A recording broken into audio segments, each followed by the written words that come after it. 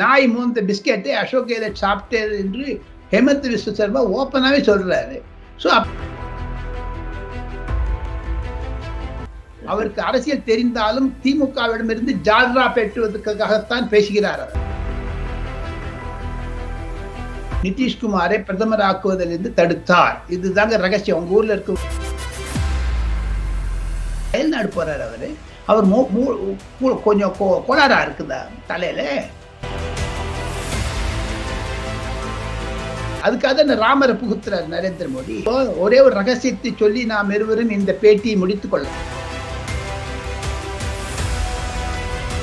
On voice வீடியோஸை like பண்ணுங்க, share பண்ணுங்க, சப்ஸ்கிரைப் பண்ணுங்க and மறந்துடாம பெல் பட்டனை பிரஸ் பண்ணுங்க. தமிழ் உறவுகளுக்கு வணக்கம். இன்று நம்மோடு இணைப்பில் இருப்பவர் the top political analyst, the one and only Mr. Delhi Rajagopalan அவர்கள். சார் வணக்கம். எப்படி நல்லா இருக்கேன் சார். நமஸ்கார். நல்லா இருக்கேன். இந்த சைடுல ராகுல் காந்தி பேசாதீங்க, விடுங்க சார். ராகுல் காந்தி பத்தி பேசாதீங்க சார். அவர் பைத்தியக்காரர் சார். நீங்க வேற. அவர் என்ன அரசியல்வாதியா சார்? அவரு அரசியல்வாதியா சார்? ஏதோ பேசுறாரு அவர் பாட்டுல. அங்க போய் மணிப்பூர்ல போய் சைனாங்கிறாரு, ஸ்ரீலங்கால போய் ஏதானு சொல்லுவாரு, அமெரிக்காவுக்கு போய் எங்க 248 250 ஏன் சார் அயல்நாடு போறாரு அவரு? அவர் கொஞ்சம் கோளாறா இருக்குதா தலையில? எதனால சார் அப்படி போறாரு அவரு? அவருக்கு இருக்கக்கூடிய எண்ணங்கள் என்ன? வலதா, இடதா, நடுவா, மேலா, கீழா? ஒண்ணுமே கிடையாது. அமெரிக்கால போனா ஜார்ஜ் சோரேஸ் கொடுக்க சொல்லு. ஏன்னா அவருக்கு ஒரே ஒரு விரோதம், நரேந்திர மோடி அந்த பதவியில் இருக்கக்கூடாது. கொழிச்சிட்டார் இல்ல நரேந்திர மோடி. காங்கிரஸ் பூண்டோடு காலி பண்ணி விட்டாரு. காந்தி குடும்பத்தை ஒன்னில்லாத பண்ணிட்டாருல்ல சார்.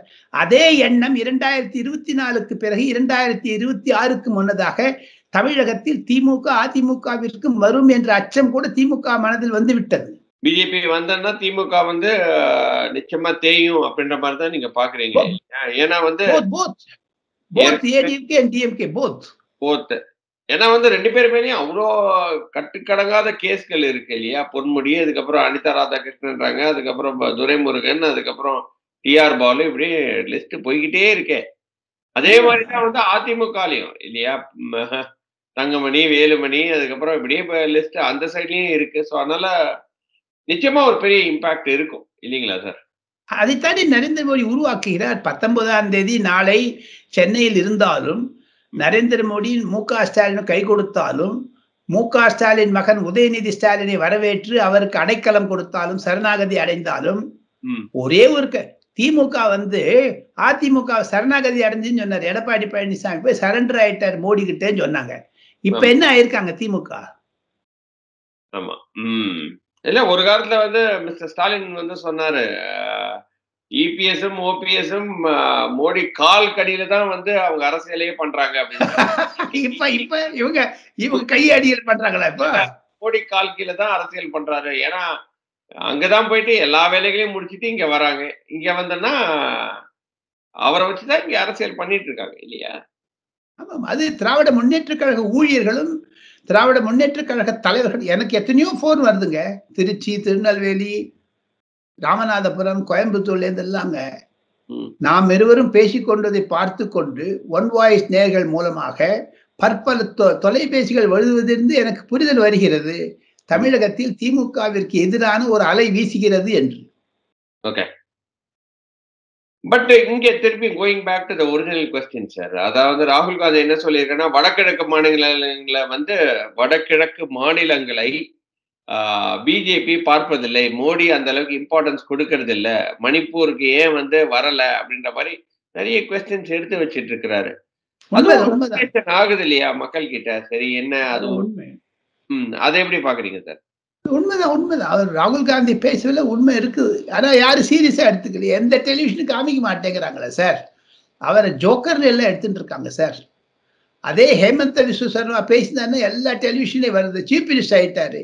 இதே ராகுல் காந்தியிடம் ஹேமந்த் விஸ்வ சர்மா 4 வருடங்கள் முன்பாக பேசிக் கொண்டிருந்த போது ராகுல் காந்தி ஒரு நாயினுடைய மயிரை சீவி விட்டு கொண்டிருந்தாராம். பேசிக் கொண்டு போது தாங்கள் அசோக் கெலோட் பக்கத்துல இருந்தாராம். 2 பேர் உட்கார்ந்த போது நாய் மூந்த பிஸ்கெட்டை அசோக் கெலோட் சாப்பிட்டாரு என்று ஹேமந்த் விஸ்வ சர்மா ஓப்பனாவே சொல்றாரு. ஸோ அப்பேற்பட்ட ஒண்ணு சார், ராகுல் காந்திக்கு அவர் ரைட்டா லெஃப்டா சார்? அவர் ரைட்டும் கிடையாது, லெஃப்டும் கிடையாது. அவ்வளவுதான். அத்தோட சரி. அதோட சரி. காங்கிரஸ் என்பது கடந்த 40 ஆண்டுகளில் ம். ராஜகோபாலன் என்கிற நான் குறைந்தது 200 காங்கிரஸ் ஒர்க்கிங் கமிட்டி ரெசல்யூஷனை படித்தவன், ம். காங்கிரஸ் கொள்கைகளை தெரிந்தவன், ம். பற்பல தலைவர்களுடன் பி.வி. நரசிம்மராவ் சாஹிபத்திலிருந்து Kamalapati Tripathi, Vasant Sathe, A R. Rahman Antulay, K. Brahmananda Reddy, K. Vijayabhaskar Reddy போன்றவர்களிடம் பழகியவன், பி.ஏ. சங்கம்மாவிடம் பழகியவன், சரத்பவாருடன் பழகியவன். ஒரே ஒரு கருத்து, காங்கிரஸ் என்பது தேய்ந்து கட்டெரும்பாகிவிட்டது. காங்கிரஸ் என்பது இந்திய சீனாரியோல இல்லவே இல்லை. அந்த காங்கிரசுக்கு இருக்கக்கூடிய அழுத்தம் என்பது இந்தியாவில் 8 மாநிலங்களில் காங்கிரஸ் கட்சியே இல்லை சார். 249 தொகுதியில அவங்க டெபாசிட் போயிடுது சார். மத்திய பிரதேசம், உத்தரப்பிரதேசம், ராஜஸ்தான், பீகார் போன்ற இடங்களில். எப்படி தமிழகத்தில் மறுமலர்ச்சி திராவிட முன்னேற்ற கழகம் என்பது கட்சியில் இல்லாமல் போகிவிட்டதோ, வெறும் வைகோ தான் என்ன மாதிரி கருப்பு துண்டு போட்டு போறாரு தவிர வேற ஒண்ணுமே கிடையாது. அதே மாதிரி காங்கிரஸ் அகில இந்தியாவில் ஆளி விட்டதே சார். அதை டாக்கிள் பண்றதுக்கு தான் இன்னைக்கு 1:1 நிக்கணும், பிஜேபிக்கு எகெயின்ஸ்டா ஒரு கேண்டிடேட் தான் போடணும், 3 எல்லாம் கிடையாது அப்படின்ற மாதிரி ஒரு கன்சென்சஸ் ஏற்படுத்துறதுக்கு ட்ரை பண்ணிட்டு இருக்காங்க. அது வரவேற்கத்தக்கது. யார் இந்தியாவில் ஜனநாயகம் தழைத்து ஓங்க வேண்டும். இந்தியாவில் ஜனநாயகம் என்பது ஒரு சாராரால் ஒரு கட்சியாக பாரதிய ஜனதா கட்சி அதை எடுத்துக்கொள்ளக்கூடாது. அதற்கு எதிர்கட்சிகளுக்கு இந்தியாவில் இருக்கக்கூடிய 8 முக்கிய எதிர்கட்சிகள் இருக்கிறது. 8 முக்கிய எதிர்கட்சிகள், திராவிட முன்னேற்ற கழகம் உள்பட. சரி. அந்த 8 முக்கிய கட்சிகளை ஒருங்கிணைப்பது, பசை போல ஒன்று சேர்ப்பது, பெவிகோல் போன்று ஒட்ட வைப்பது, பசையாக இருப்பது, குளூவாக இருப்பது காங்கிரஸ். ஆமா. அந்த காங்கிரஸுக்கு தமிழ்நாட்டில் 3 சீட் தரேங்கிறாங்க, வெஸ்ட் பெங்கால்ல 2 சீட் தரேங்கிறாங்க, நிதிஷ்குமார் 1 சீட் தரேங்கிறாரு, சரத்பவார் 3 சீட் தரேங்க. ஆக மொத்தம் சிங்கிள் டிஜிட் காங்கிரஸாக போகிவிட்ட பிறகு காங்கிரஸிற்கு நீங்க சொல்ற மாதிரி காங்கிரஸ் என்பது அகில இந்தியாவில் இல்லை. இப்பொழுது 2024 தேர்தல் என்பது Narendra Modi versus 8 regional party தான். Okay, Narendra Modi versus regional party தான் இனிமேல் எலெக்ஷன் இல்லையா?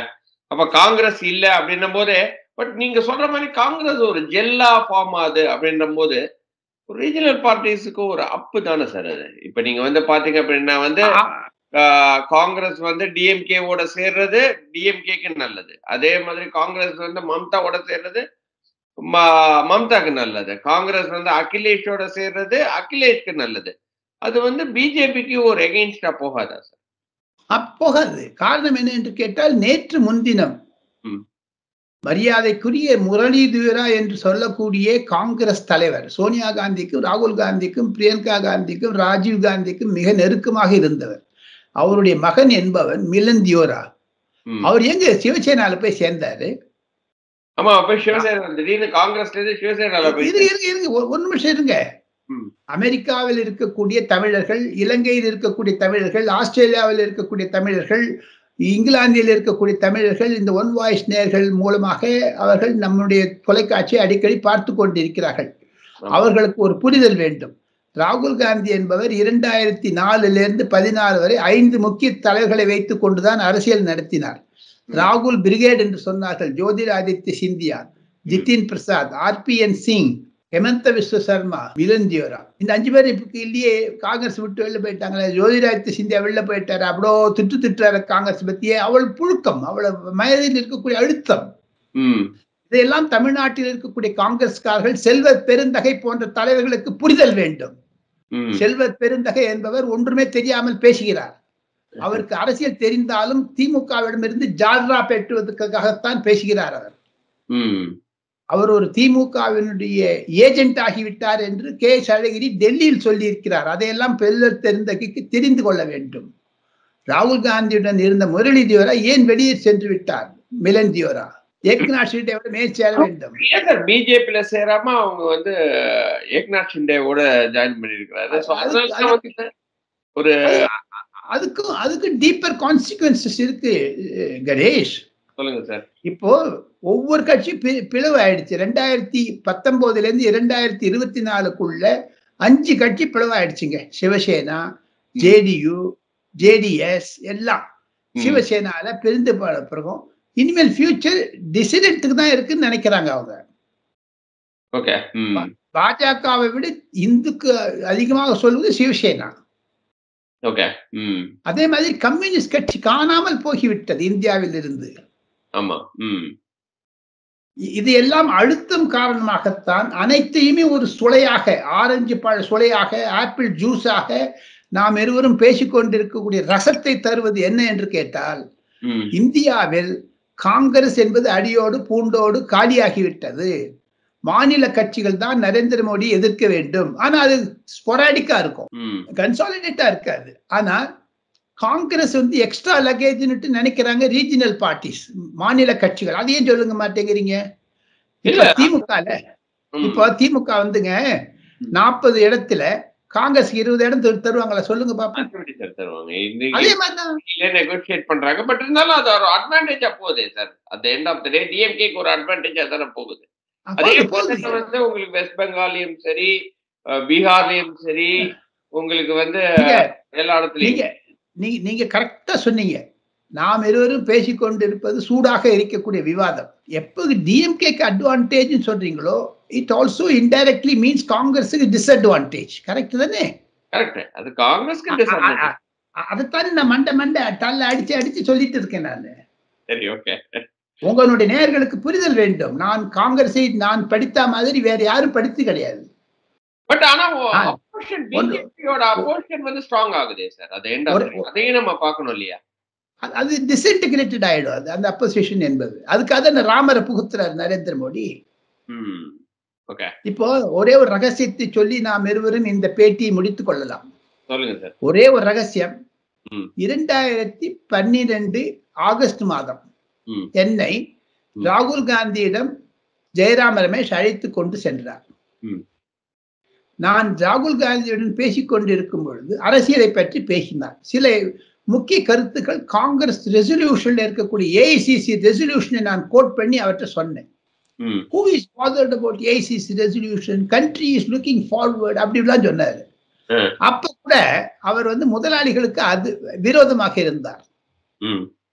சார் ஒன்னே ஒன்று கணேஷ், இந்தியாவில் இருக்கக்கூடிய சிஸ்டம், நீங்க ஒரு கம்பெனில வேலை செய்யறீங்க, உங்க சிஓ இருக்காரு, அந்த CO reports to the owner. நீங்க அந்த கம்பெனியை திட்ட முடியுமா? அதானி அம்பானி திட்ட முடியுமா சார்? நீங்க தான் வளர்த்து விட்டு உங்க தாத்தா, உங்க அப்பா, உங்க அம்மா, உங்க பாட்டி. ஆனா அவனையே திட்டிட்டு பேரம் பேசுறேன்னு பாக்குறாரு. என்கிட்ட சொன்ன பிறகு நான் நினைச்சேன், தள்ள அடிச்சினேன், இந்த ஆளு போய் அது கரெக்டா போச்சு. அது நான் பிரணாப் முகர்ஜி கிட்ட போய் சொன்னேன். நான் சொன்ன உடனே அவர் சொன்னாரு, ஏதோ பாகல் கி பச்சாக யார் அப்படின்னு, பைத்தியக்காரன் பையன்னு வர்றாரு என்கிட்ட. ஓகே சார், ஒரே ஒரு கொஸ்டின், 1 மினிட்ல நீங்க ஆன்சர் பண்ணுங்க. நிதிஷ்குமார் வந்து கன்வீனரா வேணாம் அப்படின்னு ஏன் சார் சொன்னாரு? என்ன இங்க பேர் நிறைய பேர் கேக்குறாங்க, என்னப்பா அவர் கன்வீனரா இருந்தா சூப்பரா இருந்திருக்குமே, கார்கேவை போட்டது போல அவரை போட்டிருக்கலாமே அப்படின்ற மாதிரி. லாலு பிரசாதுடைய அழுத்தம், லாலு பிரசாத் அவருக்கு கன்வீனராக போட்டால், ஜார்ஜ் பெர்னாண்டஸ் ஏற்கனவே என்டிஏவில் இருந்த போது கன்வீனராக இருந்தார். அவர் ஒரு கர்நாடகாக்காரராக இருந்தாலும் அவர் ஒரு பீகாரை சேர்ந்தவர். அதே பீகாரி வந்து வர வேண்டும் என்று நிதிஷ்குமார் ஆசைப்பட்டார். ஆனால் நிதிஷ்குமாரை வளர விடாமல் தடுத்தது தேஜஸ்வி யாதவ். லாலு யாதவ் நினைத்தால் தேஜஸ்வி யாதவ் முன்னடியாக சென்று விட்டால் தன்னுடைய மகனுக்கு முக்கிய பதவி கிடைக்காது இன்னும் வரக்கூடிய 5 வருடத்தில் என்று. எப்படி ஜி.கே. மூப்பனார் ஐயாவை மு கருணாநிதி பிரதமராக ஆக்க மறுத்தாரோ மிட் 90s, அதே மாதிரி 2023ல மிஸ்டர் லாலு பிரசாத் யாதவ் நிதிஷ்குமாரை பிரதமராக்குவதிலிருந்து தடுத்தார். இதுதாங்க ரகசியம். உங்க ஊர்ல இருக்கவனுக்கெல்லாம் நானே சொல்லிட்டேன். Okay sir, excellent. ரொம்ப நன்றி நம்மளோட क्वेश्चंस எல்லாம் ஆன்சர் பண்ணதுக்கு சார். இன்னொரு வீடியோவில் சந்திக்கிறேன். அதுவரை நன்றி, வணக்கம் சார். நமஸ்தே. ஆன் வாய்ஸ் வீடியோஸை லைக் பண்ணுங்க, ஷேர் பண்ணுங்க, சப்ஸ்கிரைப் பண்ணுங்க, அண்ட் மறந்துடாம பெல் பட்டனை பிரஸ் பண்ணுங்க.